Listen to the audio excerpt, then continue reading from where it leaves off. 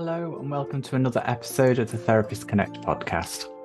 This episode was recorded at the beginning of August 2024, and I just wanted to place this episode within the context within which it was recorded. So it was recorded after a weekend of far-right rallies happening across the UK in cities in England and Northern Ireland, such as Belfast, Bristol, Manchester, Leeds and Liverpool. Now, many of these far-right rallies turned into riots and also looting across those cities, with many riot police attending those rallies and trying to manage the situation. There were a lot of buildings destroyed, a lot of arrests over the weekend, including a lot of people being hurt and injured. As well as the far-right rallies themselves, there were many counter-protests who were taking an anti-racist and anti-far-right stance. They were looking to challenge some of the racist and extremist views that were being spread at those far-right rallies, including a lot of disinformation that was being shared via social media. Although our episode was a pre-arranged discussion, we weren't obviously expecting the events of the preceding weekend. But we wanted to do an episode on the values of the Therapist Connect platform and also our experience facilitating this community over the last 4 years. So hopefully you'll be able to see how some of what has happened in the wider community in the UK actually interlinks to some of the things that we wanted to talk about. If you enjoyed this episode, then leave us a review on your favourite podcast platform or share the link of this episode with your friends, colleagues and peers, as it really helps to get the podcast noticed. Thank you for being part of the Therapist Connect community for the last 4 years, and we hope that you enjoy this episode. Hello, everybody, and welcome to another episode of the Therapist Connect podcast. My name is Peter Blundell, and I am here with the Therapist Connect co-lead, Caz Binstead. Caz, hello. Hello to the podcast listeners. One of the things we were hoping and doing was, I think it was your suggestion, Caz, was talking about maybe some of the Therapist Connect values and principles that have we built up over the years and how they have developed and where we're both at now in terms of developing the community and supporting the community. And given, which we'll talk about in a moment, when we're recording this episode and what's happening in the national consciousness right now, it seems like quite a pertinent time to have that discussion. Yeah, it is very interesting that we'd planned to do this, and we're coming off the back. It's Monday. What's the date? August, Monday, the 5th yeah. of August, we're recording this. So we're literally just off the back of the weekend of national riots by right wing. We would call them thugs. I would call them thugs. But I guess one of the things I talk about quite a lot on social media and stuff like that is bigotry is a very wide thing. So although what we've been seeing this weekend has been a lot of awful violence, actually it's not just that small isolated thing. It's much wider where it comes from. I suppose just to say it's been heartbreaking watching the different photos and pictures from across the country. Peter, I know you're in Liverpool, so I'm sure you can talk a little bit about that. I'm in London. I did have a little unpleasant experience the weekend before where I experienced my own dose of this kind of thing personally when I was in a pub in London, having come off the back of a march that I was involved in. So yeah, I'm really feeling that. But I suppose also I'm interested in what you and I have seen bubbling under the surface, being avid Twitter users.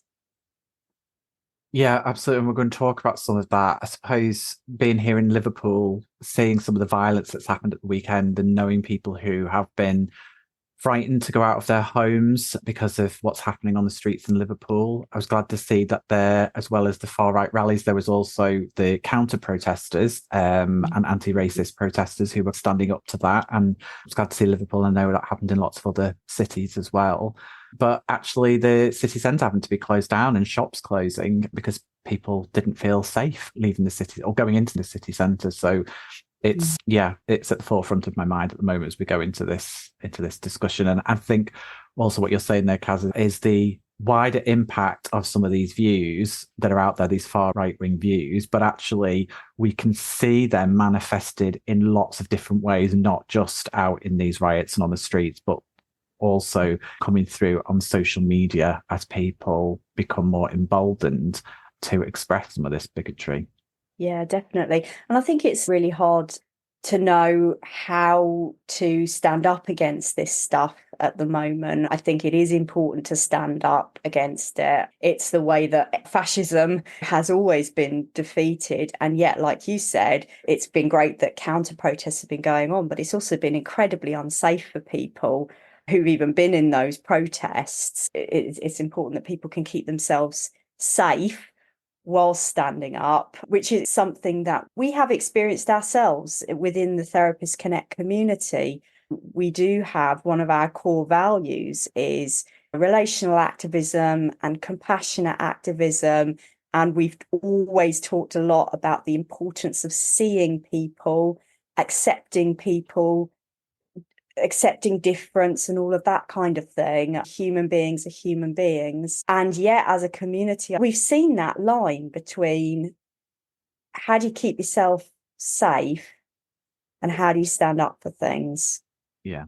One of the things, I don't think it's been directed at us necessarily, but I've seen some criticisms of the kindness, compassionate principles from some people on social media who say that actually when you're facing racist views or when you're facing transphobic views, that you shouldn't necessarily be kind and compassionate to those people. And I suppose the way I see that kindness and compassionate principle is that actually it is when people are upset and angry about experiencing racism and transphobia or any other oppression and trying to talk about the hurt that has happened, that's when people need to bring in their kindness and their compassion, to be able to actually hear what those people are saying and not dismiss or be defensive or minimize what it is that people are trying to share is happening to them or other people.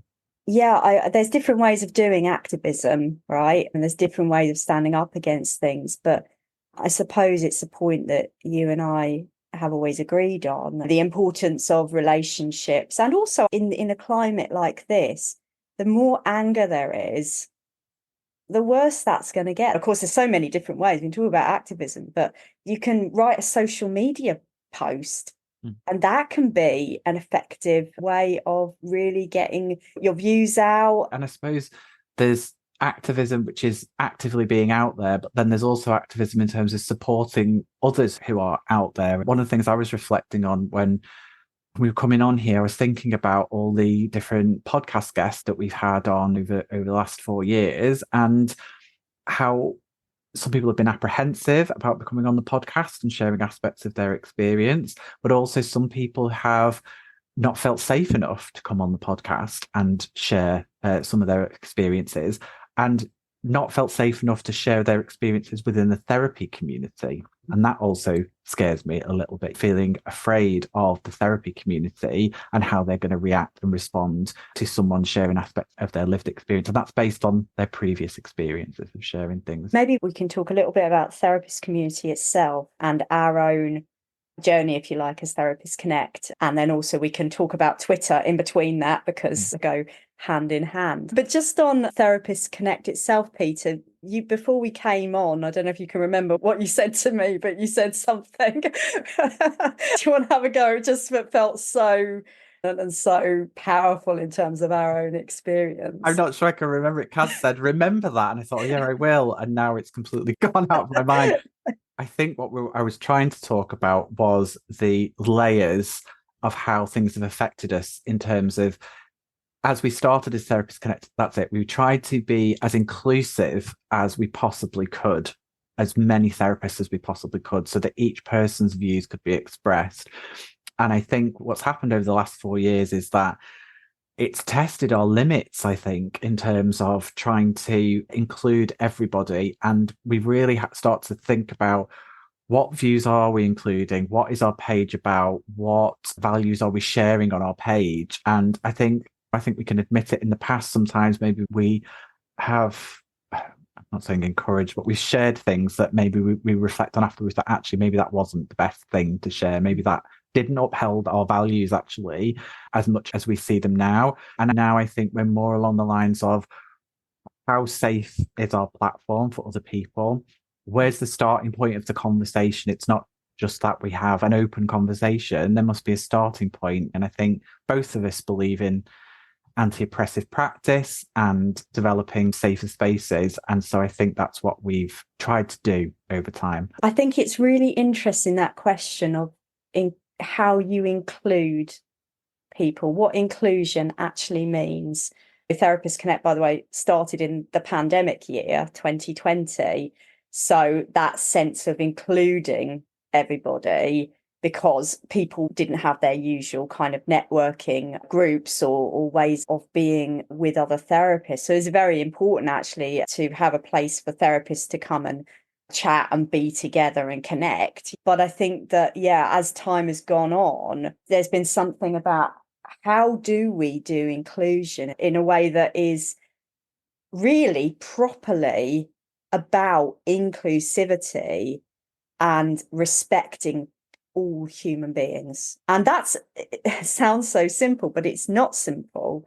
And of course, we developed, people may have heard us talking about our safer spaces work, and we do have it's a big part of Therapists Connect that we have this kind of safer spaces initiative, because we've had to think a lot about this and we've come up against roadblocks and wondering, because we have a lot of people, and people are going to have seen this if you're on Twitter. We want to include everyone, and we want everyone to respect everyone else. Sometimes it might be that other people are not being seen and other people are not being respected. In that sense, what justice do we do in terms of anti-oppressive practice if we allow absolutely everything? It could actually become and I know safety means different things to different people, but it could actually become a very unsafe space for people, including our own team. Yeah.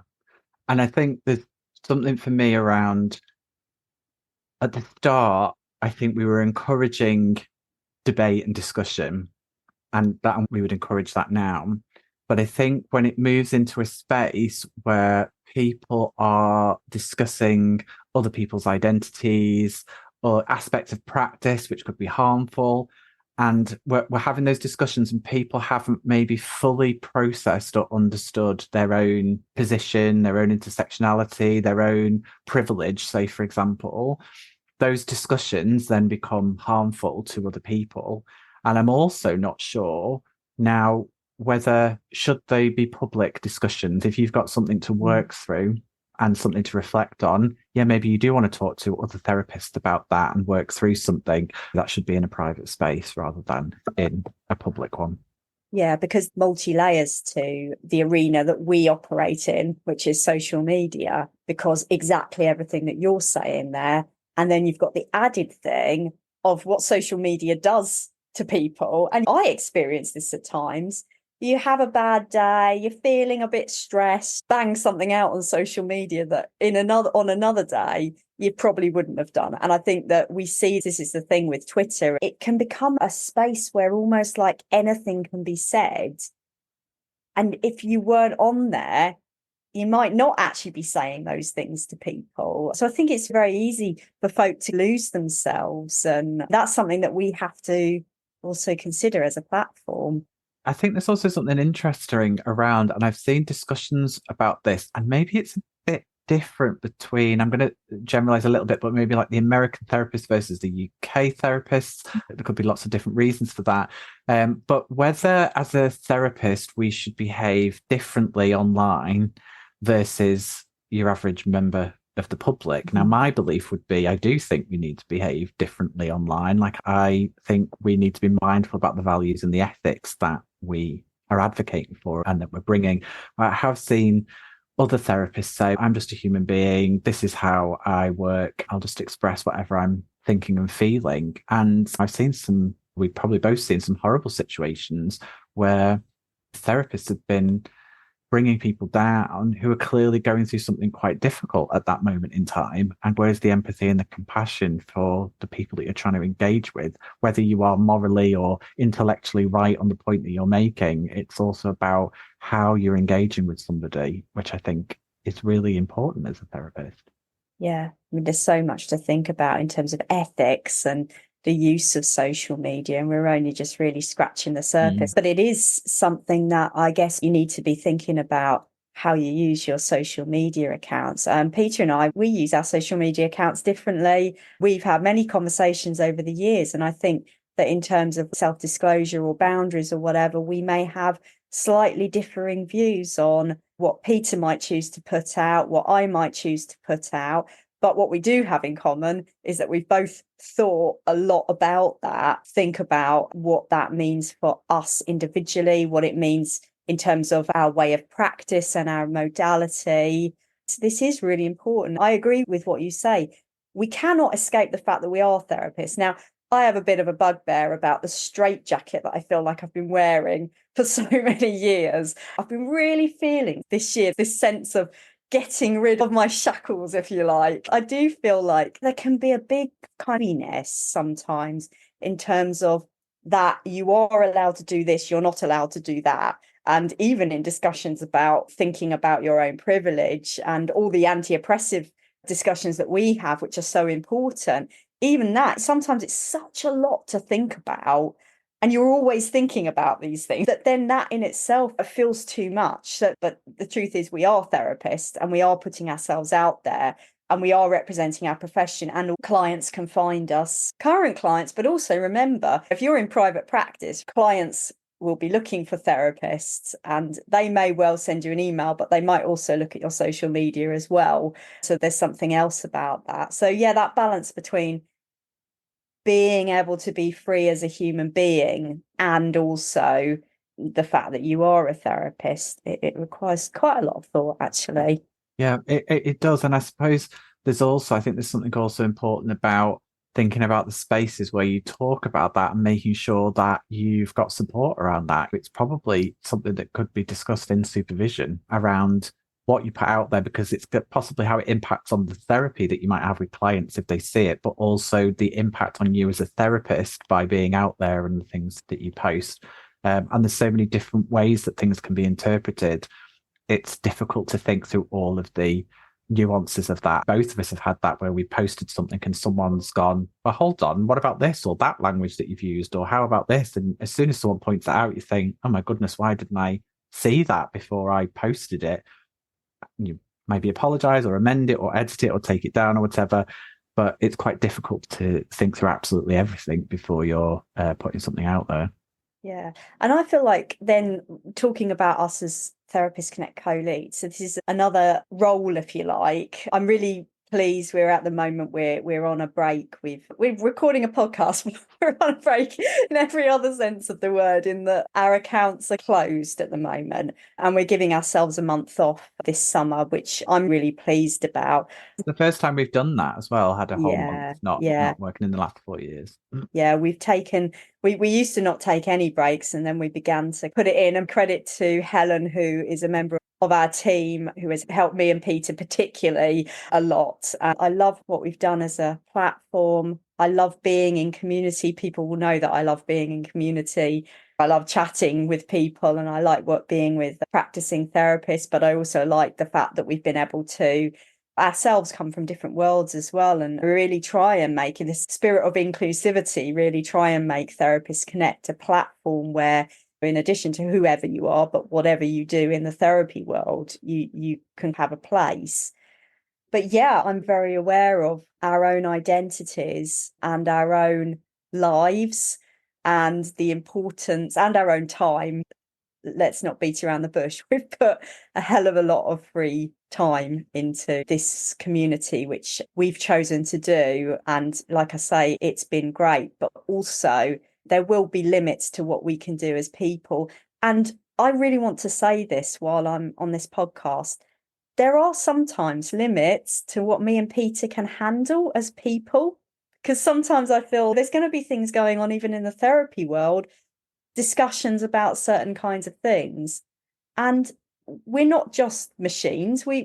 There will be things that have an effect on us, and it might be because of our own identities or how we feel about things or experiences that we've had. It might be because of experiences in our families. So yeah, I just really wanted to say that. Yeah, Kaz, thanks for saying that. I think maybe it just shows what different places we're at where we feel like we're maybe able to say that is in the past where maybe we have just felt like we just need to get on with it and not talk about it. And I think not as much now, although it still does happen. And maybe that's also because we're taking better care of ourselves in terms of how much we put into the work. But I know there has been occasions where we felt like there's been moments on social media where we felt like we've been about to tip over the edge in terms of managing our own process and engagement with social media and how much we're giving to the platform. And I hope people understand that if we haven't got back to them about something, or if we've gone quiet on something, we might be going through something at that particular time, and we're doing our best. But yeah, it's tough sometimes. Yeah, that's a nice way to put it. We're doing our best. As all human beings and all community members feel this, all we can do is do our best. And I think it's also to acknowledge that we don't mean we're not open to critique and feedback and all of that kind of, which we always are. I wanted to pick up on something we discussed in the last podcast, the last time we chatted together on here, which was about where social media, where we're going in terms of therapists using social media, because we were reflecting, I think, last time on how it just wasn't really clear. And I think we were saying that one thing was obvious so this was February last year, you said we did it? Yeah. February last year, 2023, was that people were perhaps moving platforms. And certainly one thing I'd noticed was more therapists moving over to Instagram. What are your thoughts, what you're seeing at the moment? I think I've seen more therapists using LinkedIn actually rather than Instagram. What I found interesting about that is at one point I felt like people were coming off social media. It felt like, where have they gone? And then all of a sudden it felt, oh no, actually people are about, but they're not all on the same platforms. Maybe I'm not connected to everybody on LinkedIn who I am connected to on Twitter, say, for example, or the same via Instagram. So I'm seeing people in lots of different spaces, but LinkedIn seems to be one where more discussions are happening. But I think that's maybe a bit more of a natural function of LinkedIn, whereas Instagram's a little bit more about the posts and the videos, and there isn't as much discussion. I don't think that happens in that space. Mm-hmm. Yeah, I was blown away with this LinkedIn rise. So I had one of my friends say it to me. She was like, "Oh, I'm done with Twitter. I'm over on LinkedIn." And I was like, "Really?" And then I had more and more of my friends saying to me, "Oh, LinkedIn's the place to be." And I was like, okay, now Peter's gonna have heard this so much from me. I'm a bit averse to anything that I see as corporate. So this is just the artistic, creative nature of me. So I was like, I'm really not sure about LinkedIn. I'm not sure about this. But I must say, you've been over there for a while, I know, but I did join this year. And yeah, I'm getting into the swing of things. And it doesn't actually feel that corporate to me, because it feels like you say that actually between therapists there's just conversation based things going on.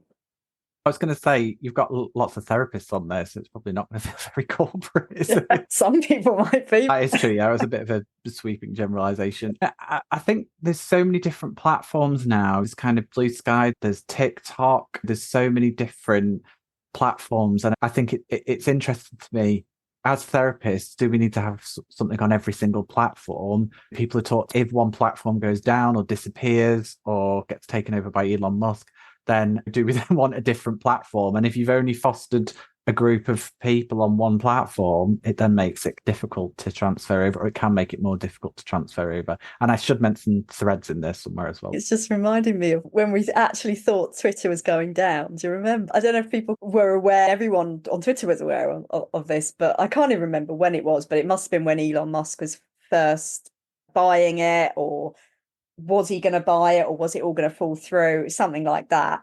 But we all thought Twitter was going. And it was quite a kind of, oh my God, what's going to happen if this space goes? And I think for us, I was going to say we feel at home on Twitter, but I'm not sure that's the right way to put it, really. But we did both meet on Twitter, and we've been on Twitter for years. We both still have pretty big followings. I do feel like people are still skulking around. We've known this about our community in particular, that some people are very in it, and some people are more on the outskirts. And people would every now and again, I always say something I love when we get to the birthday, and people who sometimes I wouldn't even know who people were, and they'd send me a message saying thank you for the community. And there was I just love that. I love that because our community is not just there for people who use our hashtag or who are involved in the discussions. I think there was a lot of different communities that were bereft when Twitter or X was changing, and it feels to me like the algorithm has changed. So there's lots of advertisements, there's maybe people commenting who aren't really part of the therapy community who is seeing the posts. And so it's a bit difficult. And I think people were worried that communities they'd spent many years cultivating was going to be gone. So I think that's why people might be reluctant to leave Twitter. But also, I've got people on LinkedIn who come to me and we have a chat, and then they go, what's going on over there? Because I'm just not part of it. Whereas I think before, whatever was going on Twitter, people knew about. Yeah, there seemed to be discussions and stuff like that, but there's so many people who aren't there now that I think that's changed quite a bit. I know this is where I think Caz and I might be slightly different at the moment is, so I think you still post quite regularly. So you still have an active engagement. Nice. It's not that I don't post at all. I'm a bit more back, not off social media because I'm still there looking, but I suppose some of the stuff I'm trying to do is create like this longer form content around like podcasts or articles or blogs or whatever, which I know you're also doing with other stuff, but I think you do that and post as well. Whereas I felt like sometimes posting individual stuff, it would get lost in the ether. So you'd have an interaction over that day and then it'd be gone then. It's in the history of your timeline somewhere. Whereas like the podcasts or the writing or whatever is something that can stay there forever. Mm-hmm. And maybe personally, I might post more of that stuff now and less of the discussion stuff, which I still find interesting and I still will engage with that, but just not as much as I was doing beforehand. Yeah, it's such a good point, though. I think community work is one thing, and community is all about being able to have these discussions and just for the sake of having the discussions and giving people a voice who might not otherwise have one. And I think that one of the powerful things about the Therapist Connect hashtag has been that people can use that hashtag and can feel like they can have a say if they feel somewhat bottom of the rung in terms of our profession. And we do have a very hierarchical profession. I think that the social media space has been important over the past years in terms of people having more of a voice. And maybe leveling that hierarchy a little bit as well. Yes, exactly. Now this is the but, because absolutely leveling that hierarchy. But in what you were saying there in terms of longevity and things put in stone, I have a little remark, or that I guess something I've noticed, which is around how nothing's protected in social media.